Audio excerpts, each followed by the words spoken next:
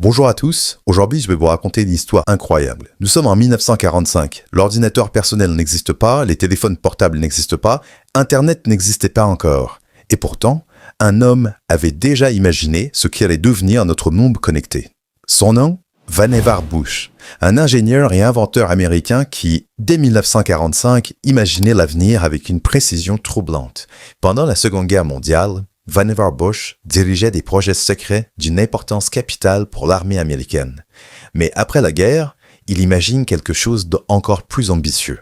Une machine qu'il appelait le MEMEX. Le MEMEX, c'était une machine capable de stocker toute la connaissance humaine et de la relier grâce à des liens associatifs. Exactement comme nous naviguons aujourd'hui sur Internet. Imaginez en 1945. En 1945, la technologie pour construire le MEMEX n'existait pas encore. Au fil des décennies, la technologie évolue à un rythme impressionnant.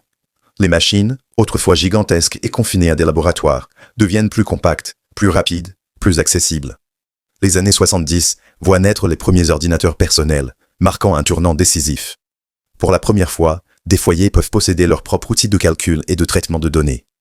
Puis viennent les années 90, une période d'accélération fulgurante. Les ordinateurs deviennent plus puissants et logiciels plus intuitifs, et c'est l'arrivée d'Internet qui bouleverse tout.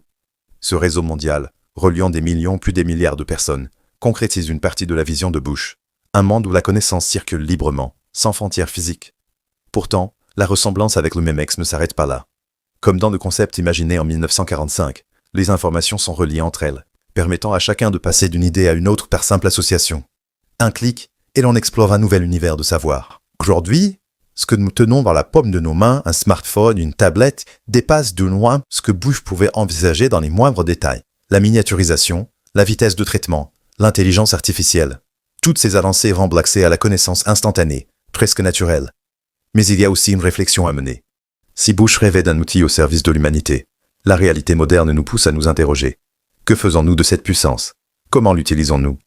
L'histoire du MEMEX n'est pas seulement celle d'une invention qui a inspiré notre présent. C'est aussi un rappel que la technologie n'a de valeur que si elle sert à éclairer, à unir et à élever.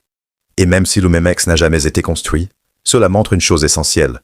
Avant toute grande avancée, la plus grande des forces est la capacité d'imaginer. Imaginez ce qui pourrait exister dans l'esprit d'un visionnaire inconnu, comme l'était Vannevar Bush en 1945 et dont les rêves se réaliseraient un siècle plus tard. Alors ne négligez jamais vos idées, aussi improbables qu'elles puissent paraître. Elles pourraient être les fondations des réalités de demain. Merci à vous d'avoir regardé cette vidéo jusqu'au bout. Abonnez-vous et partagez si cette histoire vous a plu.